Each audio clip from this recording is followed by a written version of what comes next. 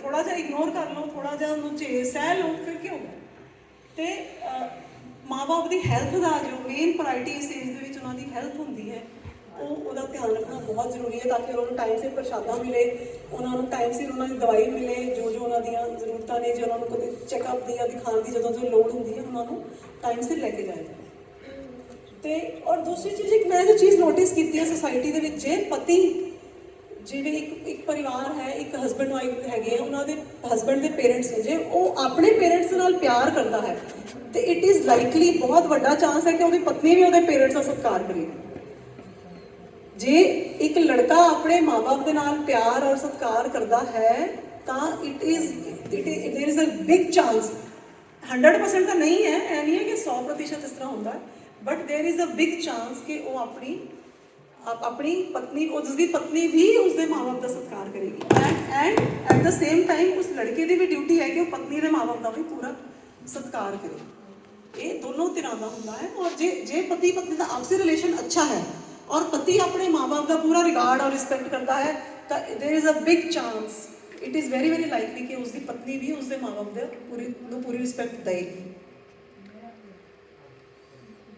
और इस तरह करने नाल बच्चों के उत्ते भी चंगा असर पैदा है। जो एक परिवार के विच वड्डे बजुर्ग ही खुश नहीं हैं तो उस परिवार के विच बच्चे कभी भी होलसम उन्होंने ग्रोथ नहीं हो सकती, अच्छी परवरिश उन्होंने आप जिन्ना मर्जी कोशिश कर लीए बच्चों को अच्छी परवरिश नहीं मिल सकती, क्योंकि बच्चे जोड़े ने वो बाय एग्जाम्पल सीखते हैं। मैं उन्होंने कहांगी बेटे तुसी मम्मा के अगे जवाब नहीं देना, तुसी मम्मा की गल मननी है। बच्चा की सोचेगा कि ये तो अपनी मम्मा की गल मनते नहीं तो मैं अपनी मम्मा की गल क्यों मन्ना, ठीक है ना। सो यह चीज़ बहुत इंपॉर्टेंट है। जो असी कर रहे हैं साढ़े बच्चे सानू वेख रहे हैं, असी वी can't teach children by speaking और टेलिंग देम बाय ऑर्डर। हाँ, और बाय ऑर्डर, यस, और बाय ऑर्डर। उन्होंने ऑर्डर नहीं कर सकते, उन्होंने दस नहीं सकते, उन्होंने समझा नहीं सकते।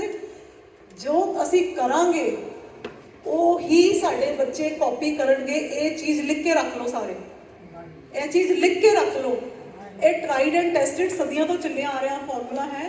कोई एक सदियों में एक महापुरख आता है, गुरु नानक वर्गा अवतार आते हैं जिहड़े कि माँ बाप तो कुछ अलग होंगे ने। वैसे आम तौर पर जो माँ बाप करते हैं आप सोच रहे कि आने वाले 20-25 साल साढ़े नाल भी वही होना जो असीं अज अपने माँ बाप नाल कर रहे हैं। प्यार दे रहे हैं, सत्कार दे रहे हैं, मान लो सानू मिल जाएगा, नहीं दे रहे मतलब सानू भी नहीं मिलेगा।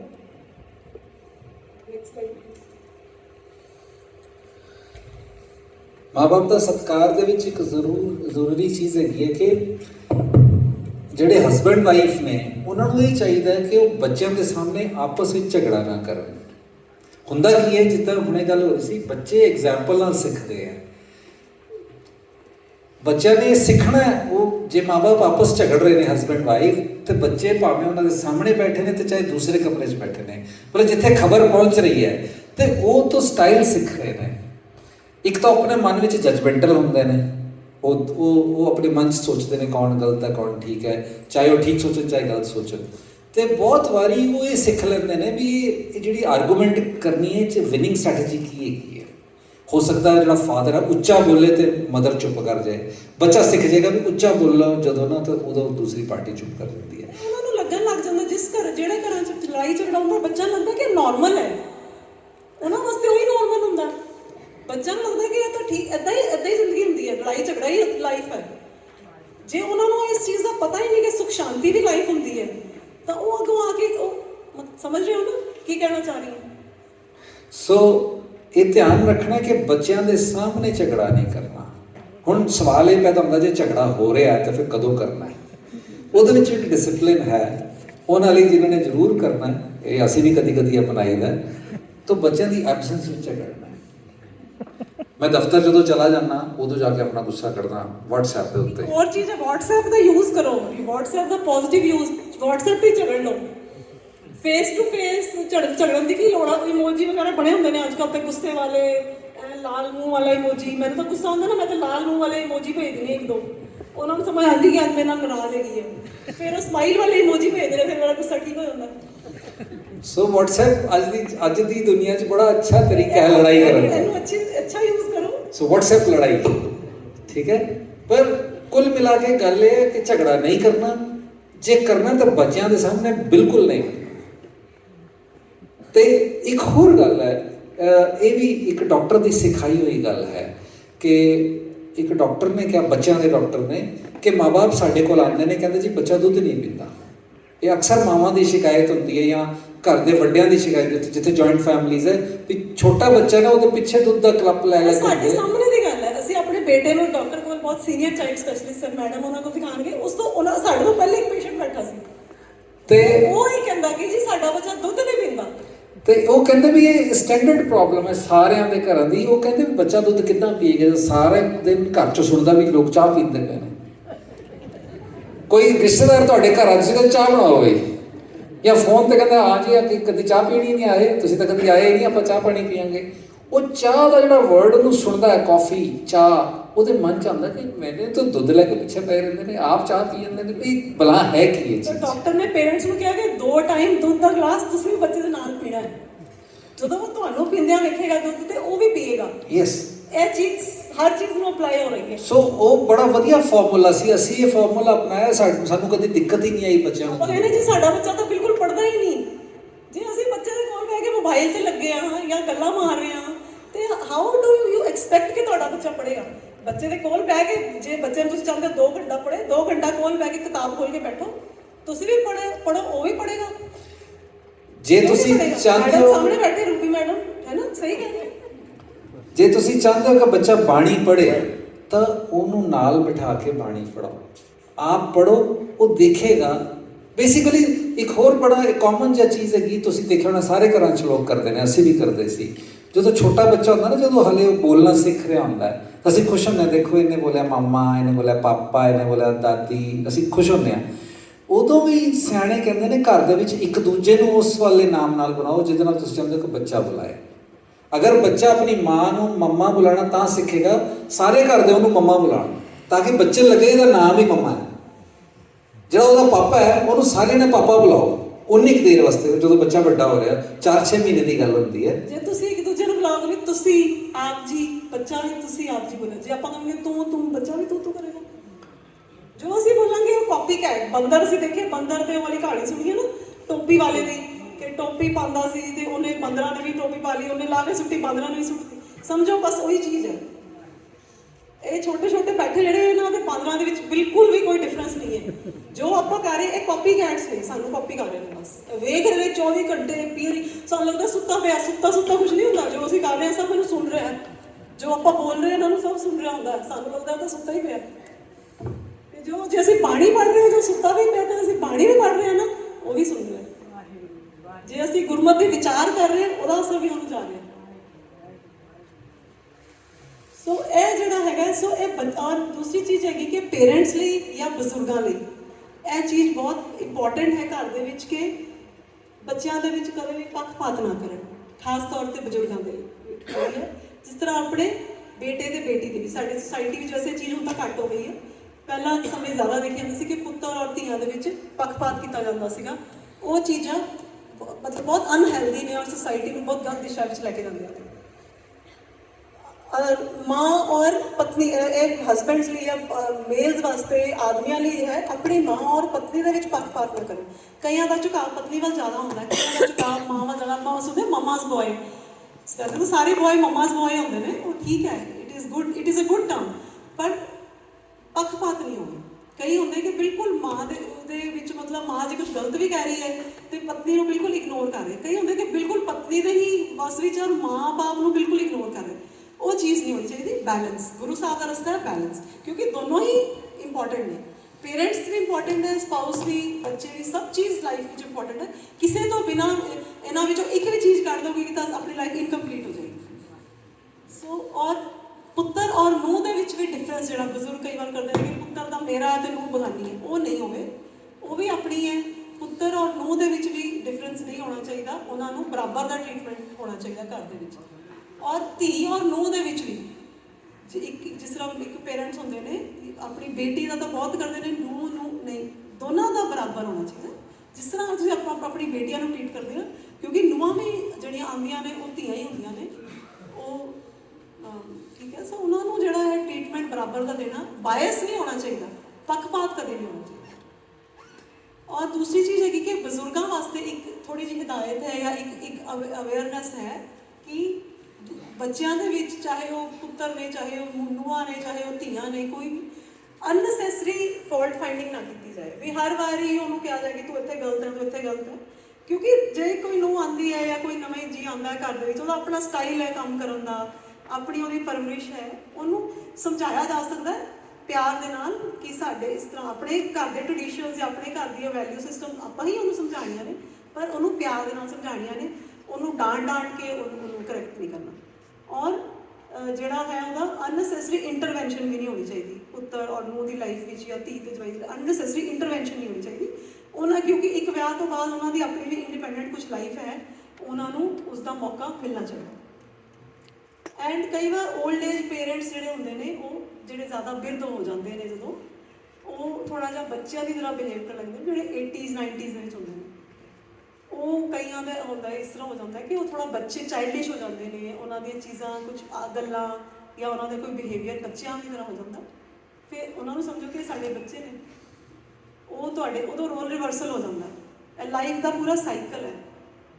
ਪਹਿਲਾਂ ਬੱਚਾ ਹੁੰਦਾ ਹੈ, ਮਾਂ ਬਾਪ ਉਹਨੂੰ ਪਾਲਦੇ ਨੇ, ਫਿਰ ਮਾਂ ਬਾਪ ਹੁੰਦੇ ਨੇ ਜਦੋਂ ਬਹੁਤ ਬਿਰਧ ਹੋ ਜਾਂਦੇ ਨੇ, ਤਾਂ ਫਿਰ ਬੱਚੇ ਉਹਨਾਂ ਨੂੰ ਪਾਲਦੇ ਨੇ ਔਰ ਉਹਨਾਂ ਨੂੰ ਆਪਣਾ ਬੱਚਾ ਹੀ ਸਮਝੋ। ਠੀਕ ਹੈ ਨਾ, ਜੇ ਤੁਹਾਡੇ 2 ਬੱਚੇ ਨੇ, ਉਹਨਾਂ ਨੂੰ ਸਮਝੋ ਕਿ ਸਾਡਾ ਤੀਸਰਾ ਬੱਚਾ ਹੈ, ਚੌਥਾ ਬੱਚਾ ਹੈ, ਕੋਈ ਗੱਲ ਨਹੀਂ। ਉਹਨਾਂ ਦੀ ਸੇਵਾ, ਪਰ ਉਹਨਾਂ ਦੀ ਸੇਵਾ ਬਹੁਤ ਇੰਪੋਰਟੈਂਟ ਹੈ। ਉਹਨਾਂ ਨੂੰ ਛੱਡੋ ਨਾ, ਉਹਨਾਂ ਨੂੰ ਅਬੰਡਨ ਨਾ ਕਰੋ, ਉਹਨਾਂ ਦੀ ਡਿਸਰਿਸਪੈਕਟ ਨਾ ਕਰੋ। ਇਹ ਸਭ ਨੂੰ ਮੇਰੀ ਹੱਥ ਜੋੜ ਕੇ ਬੇਨਤੀ ਹੈ। ਇਸ ਤੋਂ ਅੱਗੇ ਅਸੀਂ ਡਿਸਕਸ ਕਰਾਂਗੇ ਪਰਿਵਾਰ ਦੇ ਵਿੱਚ ਜਿਹੜੇ ਭੈਣ ਭਰਾ ਹੁੰਦੇ ਹਨ, ਸਿਬਲਿੰਗਸ। ਹੁਣ ਇੱਕ ਹਸਬੈਂਡ ਵਾਈਫ ਤਾਂ ਵਿਆਹ ਤੋਂ ਬਾਅਦ ਬਣ ਕੇ, ਹੁਣ ਉਹਨਾਂ ਦੇ ਆਪਣੇ ਭੈਣ ਭਰਾ ਵੀ ਹਨ। ਹੋ ਸਕਦਾ ਉਹ ਪਹਿਲੇ ਸ਼ਾਦੀशुदा ਨਹੀਂ, ਉਸ ਘਰ ਵਿੱਚ ਨੇ ਜਿਸ ਨੂੰ ਅਸੀਂ ਦੇਵਰ ਜੇਠ ਨਨਾਣ ਕਰਕੇ ਜਾਣਦੇ ਹਾਂ ਆਪਣੇ ਸਮਾਜ ਵਿੱਚ। ਸੋ ਉਹ ਜਿਹੜੇ ਨੇ, ਉਹ ਸਾਡੇ ਸ਼ੁਭ ਚਿੰਤਕ ਨੇ, ਨਾ ਕਿ ਕੰਪੀਟੀਟਰਸ ਨੇ। ਇੱਕ ਗੱਲ ਹੋਰ ਮੈਂ ਸ਼ੇਅਰ ਕਰਦਾ, ਪਿਛਲੀ ਸਲਾਈਡ ਵਿੱਚ ਕਵਰ ਕਰਨੀ ਚਾਹੀਦੀ ਸੀ।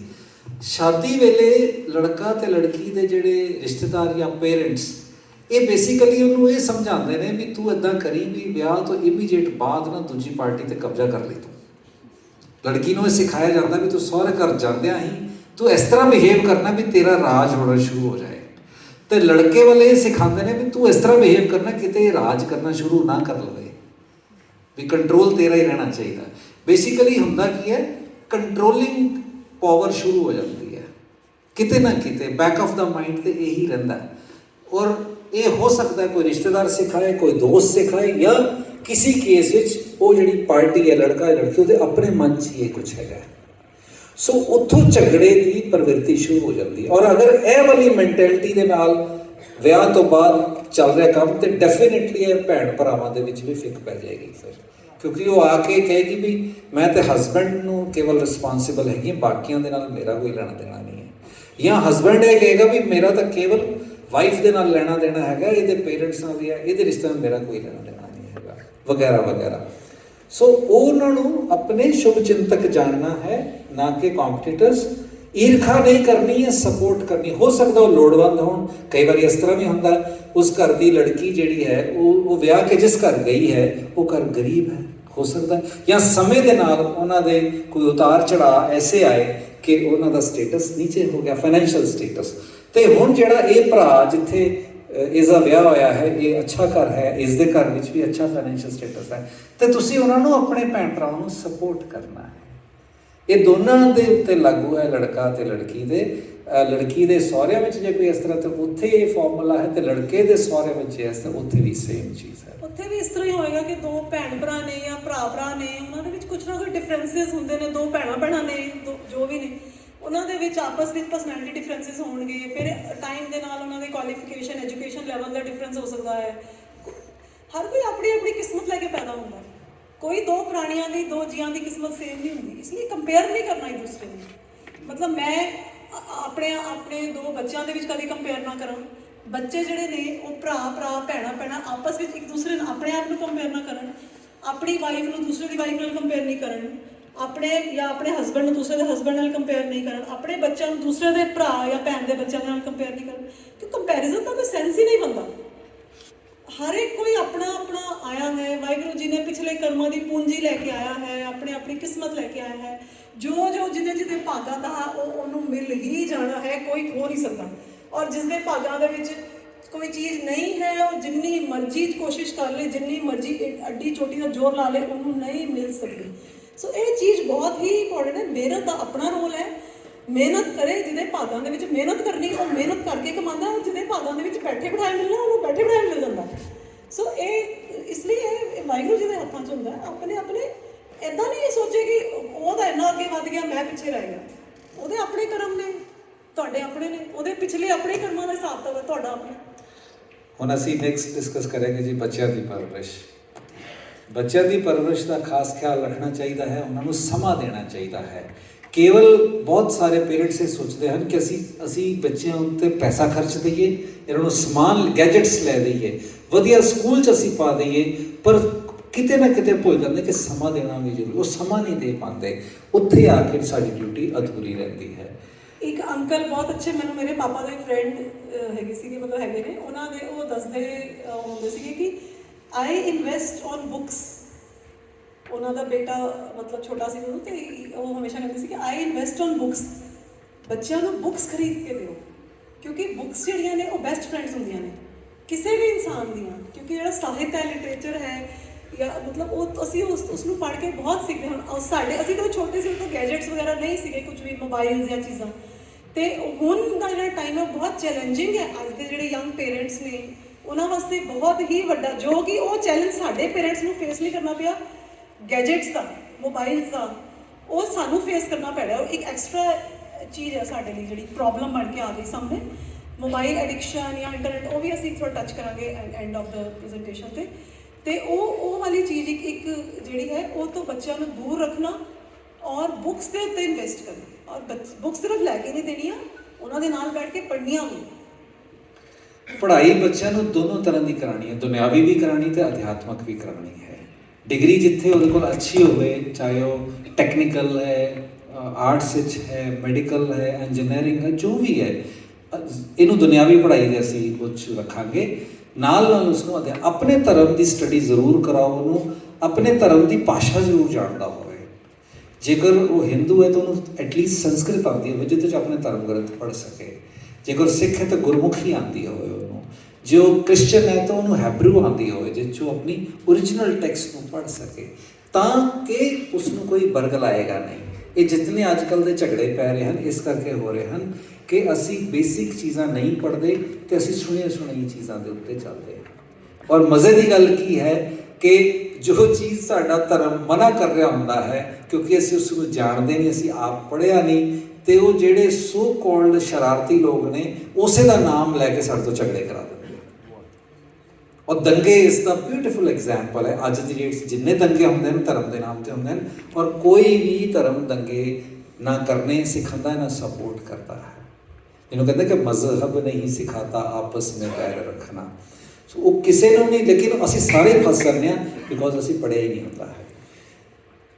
ਸਾਰੇ ਖੇਡ ਤਮਾਸ਼ੇ ਦਿਖਾਓ ਬੱਚਿਆਂ ਨੂੰ, ਲੇਕਿਨ ਉਹਨਾਂ ਨੂੰ ਪਰਫਾਰਮਿੰਗ ਆਰਟਸ ਦੀ ਟ੍ਰੇਨਿੰਗ ਦਿਓ। ਅੱਜ ਕੱਲ੍ਹ ਕੀ ਹੋ ਰਿਹਾ, ਜ਼ਿਆਦਾਤਰ ਅਸੀਂ ਨਾ ਟੀਵੀ ਤੇ ਇੰਟਰਨੈਟ ਦੇ ਸਾਹਮਣੇ ਬੈਠ ਕੇ ਉਹ ਹਾਸੇ ਵਾਲੇ ਜਿਹੜੇ ਸ਼ੋਜ਼ ਨੇ, ਹਾ ਲਾਫਟਰ ਸ਼ੋਜ਼, ਉਹ ਦੇਖ ਦੇਖ ਕੇ ਟਾਈਮ ਪਾਸ ਕਰ ਰਹੇ ਹਾਂ। ਲਓ, ਬੱਚਿਆਂ ਨੂੰ ਸਿਖਾਓ ਜਿਹੜੇ ਸਕਿੱਲਸ ਨੇ। ਜੇ ਈਵਨ ਕੋਈ ਡਾਂਸ ਵੀ ਉਹ ਖੁਦ ਕਰਨਾ ਜਾਣਦਾ ਹੋਵੇ ਤਾਂ। ਜੇਕਰ ਕੋਈ ਸਕਿੱਲ ਹੈ, ਉਹਨੂੰ ਕੋਈ ਹੌਬੀ ਹੈ, ਹੈਂਡੀਕ੍ਰਾਫਟ ਹੈ, ਕੋਈ ਹੱਥੀਂ ਕੰਮ ਕਰਨਾ, ਤਾਂ ਉਸਦੇ ਦੋ ਫਾਇਦੇ ਨੇ। ਇੱਕ ਤਾਂ ਉਹਦੀ ਜਿਹੜੀ ਅਪਬ੍ਰਿੰਗਿੰਗ ਅੱਛੀ ਹੋਏਗੀ ਉਸ ਬੱਚੇ ਦੀ, ਤੇ ਲੋੜ ਵੇਲੇ ਕੰਮ ਆਏਗੀ। ਪਰਮਾਤਮਾ ਨਾ ਕਰੇ ਕਿ ਐਸਾ ਕਦੀ ਜ਼ਿੰਦਗੀ 'ਚ ਮੌਕਾ ਬਣੇ ਕਿ ਉਸ ਨੂੰ ਕੋਈ ਤਰੀਕੇ ਐਸੀ ਜਗ੍ਹਾ 'ਤੇ ਪਹੁੰਚ ਗਿਆ ਜਾਂ ਕੋਈ ਘਾਟਾ ਪੈ ਗਿਆ, ਉੱਥੇ ਫਿਰ ਉਹ ਸਕਿੱਲ ਵੀ ਉਸ ਨੂੰ ਹੈਲਪ ਕਰਦਾ ਹੈ। ਫੋਰ ਐਗਜ਼ਾਮਪਲ, ਮੇਰੇ ਦੋਸਤ ਦਾ, ਮੇਰੇ ਬਚਪਨ ਦਾ ਦੋਸਤ ਸੀ, ਉਸਦਾ ਵਿਆਹ ਹੋ ਗਿਆ ਅਤੇ ਅੱਛਾ ਸਮਾਂ ਚੱਲ ਰਿਹਾ ਸੀ। 5-7 ਸਾਲ ਬਾਅਦ ਉਹਨਾਂ ਦਾ ਜਿਹੜਾ ਬਿਜ਼ਨਸ ਹੈ ਉਹ ਡਾਊਨ ਹੋ ਗਿਆ, ਅਤੇ ਉਹ ਬਿਲਕੁਲ ਉਹਨਾਂ ਦੀ ਫੈਕਟਰੀ, ਉਹਨਾਂ ਦਾ ਘਰ, ਕਿਉਂਕਿ ਬੈਂਕ ਵਿੱਚ ਮੌਰਟਗੇਜ ਕੀਤਾ ਹੋਇਆ ਸੀ, ਬੈਂਕ ਨੇ ਉਸਨੂੰ ਨਿਲਾਮ ਕਰ ਦਿੱਤਾ। ਤਾਂ ਹੁਣ ਰੋਟੀ ਖਾਣ ਦੇ ਲਾਲੇ ਪੈ ਗਏ। ਅਤੇ ਕੋਈ 7-8 ਸਾਲ ਦੀ ਗੱਲ ਹੈ, ਮਤਲਬ 5 ਸਾਲ ਬਾਅਦ ਇਹ ਗਿਰਾਵਟ ਸ਼ੁਰੂ ਹੋਈ। ਅਗਲੇ 2-3 ਸਾਲ ਇਹ ਬੈਂਕ ਦੀ ਕਾਰਵਾਈ ਚੱਲੀ, ਅਤੇ ਫਿਰ ਉਸਦੀ ਵਾਈਫ ਨੇ ਬੁਟੀਕ ਖੋਲ੍ਹੀ, ਅਤੇ ਉਹ ਬਹੁਤ ਸੋਹਣਾ ਕੰਮ ਉਹਨਾਂ ਦਾ ਚੱਲਿਆ, ਬਿਕੋਜ਼ ਉਸਦੇ ਕੋਲ ਉਹ ਵਾਲਾ ਗੁਣ ਸੀ। ਜਿਹੜਾ ਕਿ 7-8 ਸਾਲ ਚ ਦੱਬਿਆ ਪਿਆ ਸੀ, ਕਦੀ ਲੋੜ ਨਹੀਂ ਪਈ, ਕੰਮ ਨਹੀਂ ਕਰਨਾ ਪਿਆ ਉਹਨਾਂ ਨੂੰ, ਪਰ ਜਦੋਂ ਕਰਨਾ ਪਿਆ ਔਰ ਉਸ ਤੋਂ ਬਾਅਦ ਫਿਰ ਉਹਨਾਂ ਦਾ ਉਸ ਦੇ ਉੱਤੇ ਹੀ ਬਿਜ਼ਨਸ ਚੱਲ ਗਿਆ ਕਿ ਬੜਾ ਅੱਛਾ, ਫਿਰ ਉਹ ਲੜਕਾ ਵੀ ਉਸ ਦੇ ਵਿੱਚ ਸੈਟਲ ਹੋ ਗਿਆ ਕਿਉਂਕਿ ਉਹ ਟੈਕਨੀਕਲੀ ਉਹਦੀ ਵਾਈਫ ਜਿਹੜੀ ਸੀ ਉਹ ਅੱਛਾ ਕੰਮ ਜਾਣਦੀ ਸੀ ਤੇ ਉਹ ਫਿਰ ਸਾਰੇ ਬਿਜ਼ਨਸ ਜਿਹੜਾ ਹੁੰਦਾ ਉਸ ਵਿੱਚ ਚਾਹੀਦੇ ਹੁੰਦੇ ਆ 2000 ਐਕੈਡੈਮਿਕ ਕੁਆਲੀਫਿਕੇਸ਼ਨਸ ਦੇ ਉੱਤੇ ਬਹੁਤ ਜ਼ੋਰ ਦੇਣਾ ਚਾਹੀਦਾ ਬੱਚਿਆਂ ਦੀ, ਅੱਛੀ ਕੁਆਲੀਫਾਈ ਬੱਚਿਆਂ ਨੂੰ ਕਰਨਾ ਜ਼ਰੂਰੀ ਹੈ ਔਰ ਸਕਿੱਲ ਸਿਖਾਉਣੀਆਂ ਬਹੁਤ ਜ਼ਰੂਰੀ ਹੈ ਬੱਚਿਆਂ ਨੂੰ। ਪਤਾ ਨਹੀਂ ਕਿਹੜੀ ਸਕਿੱਲ ਉਹਨੂੰ ਕਦੋਂ ਕੰਮ ਆ ਜਾਏ ਲਾਈਫ ਵਿੱਚ। ਬੱਚਿਆਂ ਨੂੰ ਆਪਣਾ ਵਿਰਸਾ ਸਿਖਾਓ, ਬਾਣੀ ਬਾਣਾ, ਸਾਖੀਆਂ, ਇਤਿਹਾਸ, ਸਹਿਜ ਪਾਠ, ਨਿਤਨੇਮ, ਚੰਗੀ ਸਿਹਤ ਕਿਵੇਂ ਰੱਖਣੀ ਹੈ, ਓਰੀਜਨਲ ਕੋਈ ਕੰਮ ਕਰਨਾ, ਕ੍ਰੀਏਟੀਵਿਟੀ ਉਸ ਨੂੰ ਜ਼ਰੂਰ ਆਉਣੀ ਚਾਹੀਦੀ ਹੈ। ਜਿਹੜੇ ਬਰਥਡੇ ਫੰਕਸ਼ਨਸ ਨੇ